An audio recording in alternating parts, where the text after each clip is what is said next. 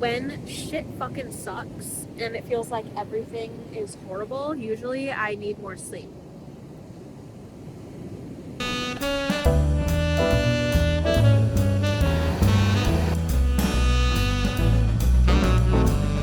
It is a beautiful day in Southern California, early December, and I get to sit at the beach, and life is pretty good. There is a lot of things I have to be grateful for, and I am grateful for them. My goodness, I did forget my sunglasses, and the sun is quite blinding. Sleep is having its own revolution right now in my life and in the world, because I think a lot of the issues that we have are just because we do not sleep enough. Like, we don't get enough sleep. So how I learned that my sleep situation was totally off is I was on a retreat, and these are great, amazing acting retreats. Helena Walsh, if you are an actor, even if you're not an actor, and you want to change your life, check out Helena Walsh Empowerment Studios. Shout out. So I was on this retreat in Ireland with her, and the work that she does has to do with the nervous system. And so hopefully you can hear me, because I am at the beach and the ocean's right there, and it's quite loud. But this nervous system work that she does, organic intelligence, is the name of the thing.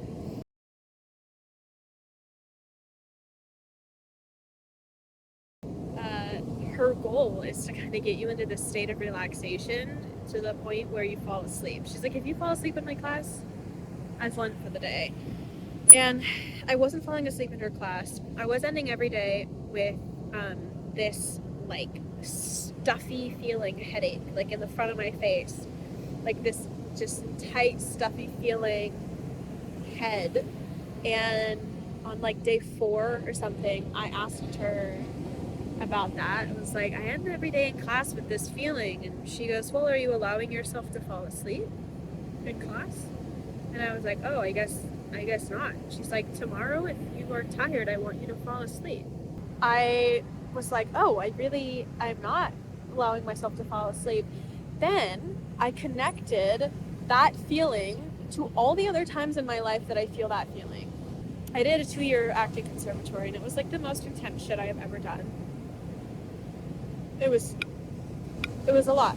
And I always thought, I'm doing everything I can to take care of myself, and I was. I thought I was getting enough rest. I was not. I felt this feeling all the time.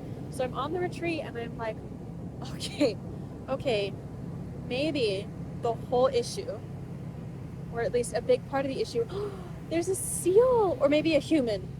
Will it pop up again? Pop up again, seal or human?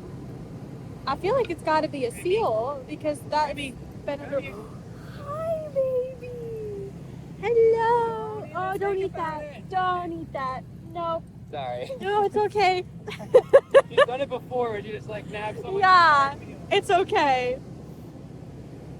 Aw, we got visited, and now she's chasing birds. Life is good for that dog. Life is good for that dog. Life is good for this dog too. And I haven't seen that seal come up again. But hopefully it'll pop up, or whatever it was. Yeah, it's gorgeous. It's beautiful.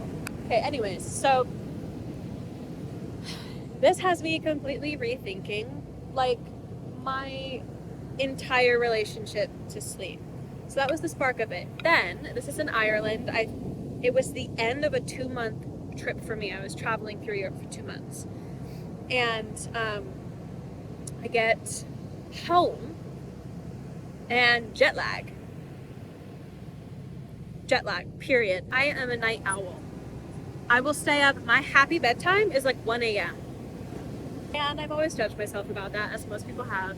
And it means I always like to sleep until 11, and then I feel bad about myself because I'm sleeping until 11, and that's supposedly lazy, right?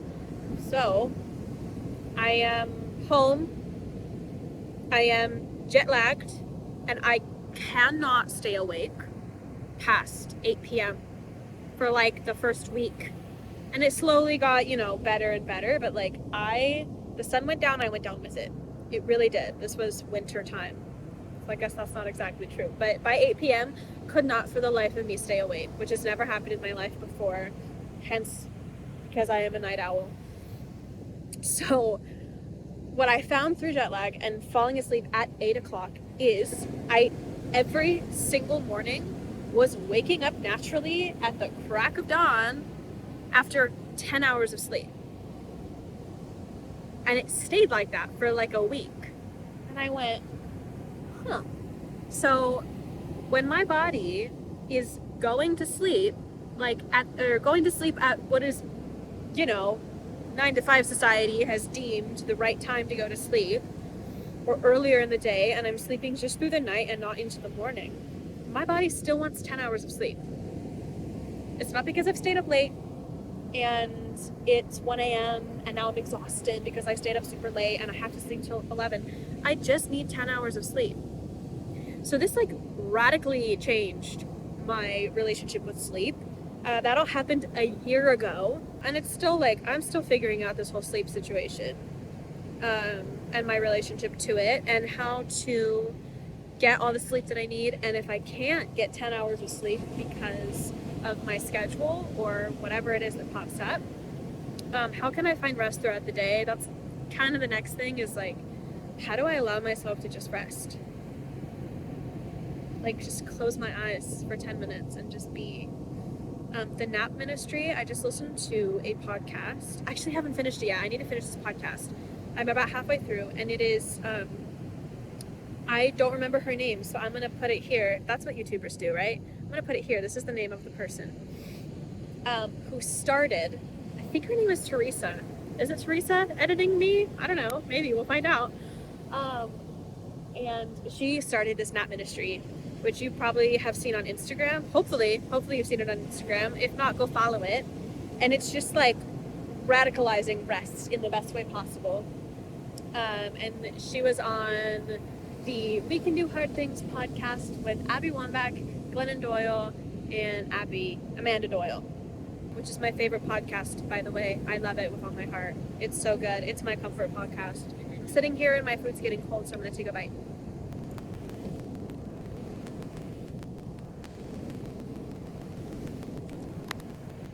Homemade and made in the microwave. Very easy. Fresh carrots, fresh green beans, fresh brown beach mushrooms, these funny little looking ones, and tofu, udon noodles from Trader Joe's, 1 pack of those, peanut sauce. Microwave it for 3 minutes.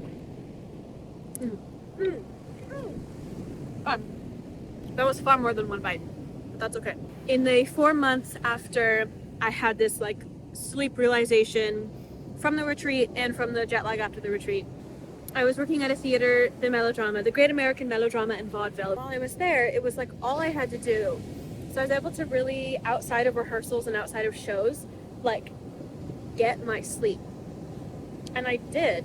I worked on getting those 10 hours of sleep every single night, and I felt really good. Felt really good about it. My life is different now.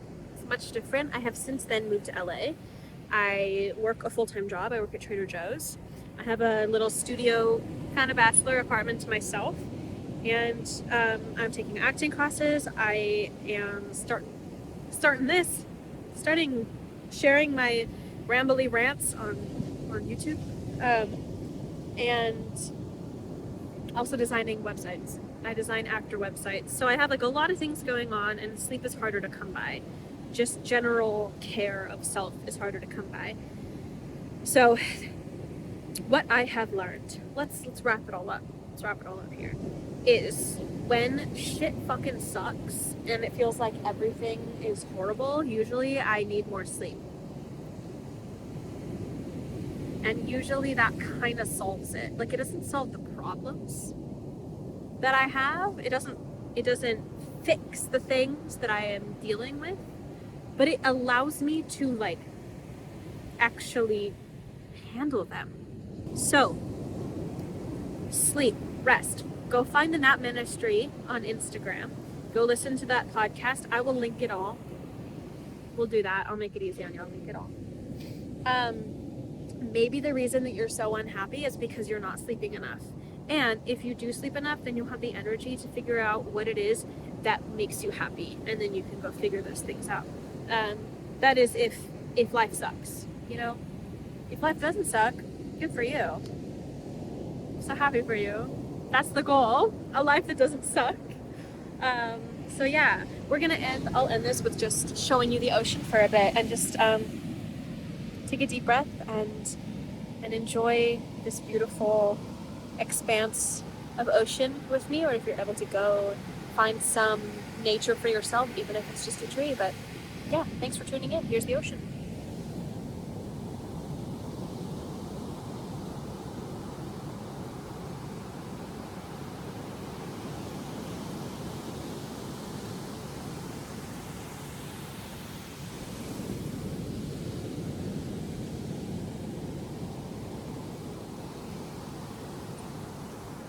Did you breathe? I breathed. Uh-oh, I'm already sunburned. I haven't been here for that long.